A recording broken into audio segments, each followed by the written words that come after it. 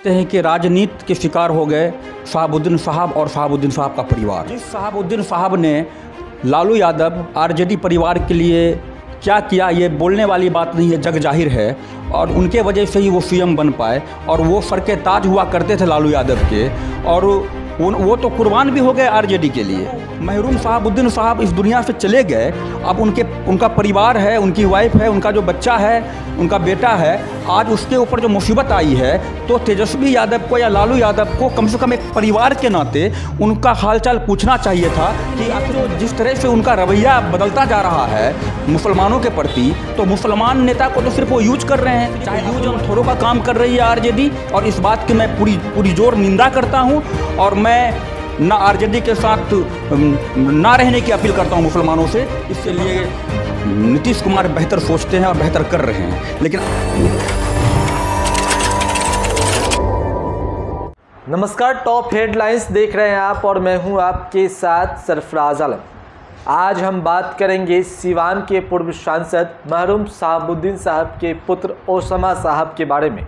कई जो तस्वीर है वो निकलकर सामने आती है, किस तरह से राजस्थान में उनकी गिरफ्तारी होती है, उनके बाद जो सियासत है वो तेज़ हो जाता है, राजनीतिक गलियारों में इनकी सियासत तेज़ होती है। कई तरह के लोग सवाल भी कर रहे हैं, और इस वक्त हमारे साथ खास बातचीत इसी बात पर करने के लिए सहरसा के मुस्लिम संगठन के जो युवा नेता है शमशेर खान इस वक्त हमारे साथ मौजूद है। शमशेर से जानेंगे और पूरे चीज़ के बारे में जानेंगे। शमशेर जी, पहले तो बहुत बहुत स्वागत है आपका टॉप हेडलाइंस में। ये बताइए, अभी का जो माहौल चल रहा है, शहाबुद्दीन साहब के जो पुत्र हैं ओसामा साहब मुश्किल में, देखने वाला कोई नहीं है, सूद लेने वाला कोई नहीं है, किस तरह से देखते हैं ये पूरे चीज़ को आप? देखिए, हम लोगों का जो नज़रिया है, हम लोग तो इस तरह से देखते हैं कि राजनीति के शिकार हो गए शहाबुद्दीन साहब और शहाबुद्दीन साहब का परिवार। जिस शहाबुद्दीन साहब ने लालू यादव आरजेडी परिवार के लिए क्या किया ये बोलने वाली बात नहीं है, जग जाहिर है। और उनके वजह से ही वो सीएम बन पाए और वो सर के ताज हुआ करते थे लालू यादव के, और वो तो कुर्बान भी हो गए आरजेडी के लिए। जब वो जेल से निकले तो उन्होंने तो नीतीश कुमार को सीधे कह दिया था, उन्होंने स्टेटमेंट है उनका, ऑन रिकॉर्ड स्टेटमेंट है कि परिस्थिति के मुख्यमंत्री हैं नीतीश कुमार। अब उसके बाद फिर उनको जेल जाना पड़ा। ये कुर्बानी तो उन्होंने आरजेडी के लिए दिया, चूँकि नेता तो वो लालू यादव को मानते थे।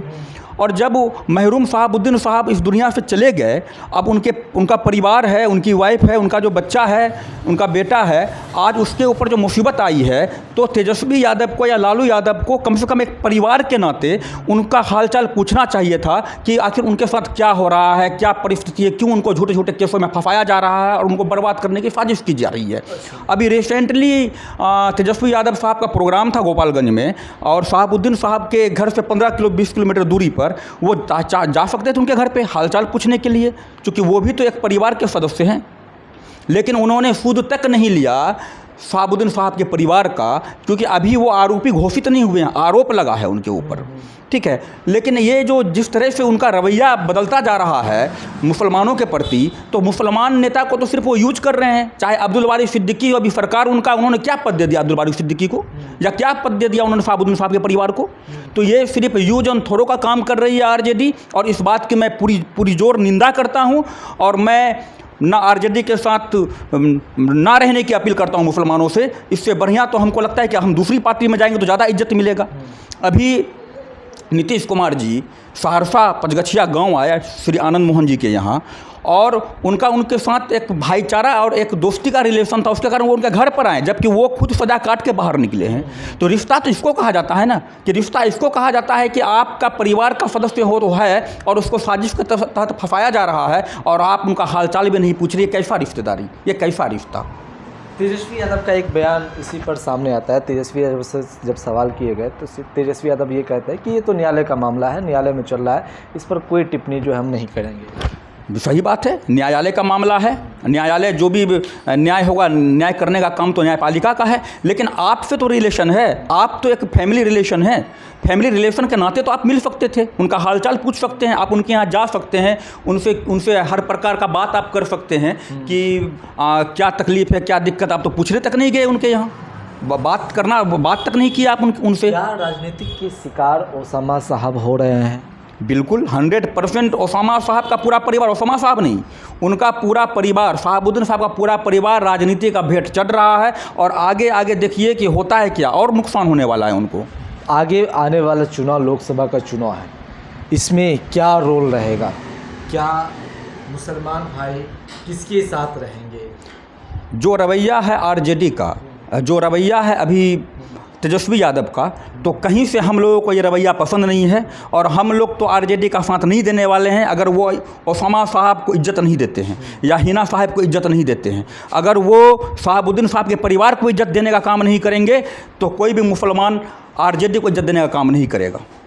आरजेडी से आप लोग नाराज़गी? बिल्कुल नाराज़गी है हमारी आरजेडी से। हमारे जो गार्जियन हैं, हमारे जो खलीफा हैं, जिनको हम शहाबुद्दीन साहब को मानते थे, आज उनके परिवार के साथ परेशानी है।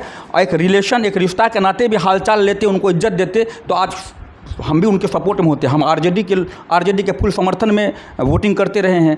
लेकिन इस बार हम बहुत नाराज़ चल रहे हैं और आरजेडी से। और ऐसा नहीं कि हम नाराज़ हैं, मुस्लिम समुदाय का बहुत बड़ा तबका इस मामले से लेकर आरजेडी से नाराज़ चल रहा है। बहुत ज़्यादा आहट पहुंची है। अभी आपको मैं बता दूं कि हमारे कोसी कमिश्नरी के गांधी महरूम अब्दुल गफूर साहब जब इंतकाल किए तो उनके बेटा रज्जाक साहब को टिकट नहीं दिया आरजेडी ने उनको टिकट ना देने का काम किया, जबकि वो हकदार थे टिकट के। वो दूसरे पार्टी पर चुनाव भी लड़े तो 20 से 25 हज़ार वोट लाए, लेकिन रज्जाक साहब को टिकट नहीं मिला। क्यों नहीं मिला?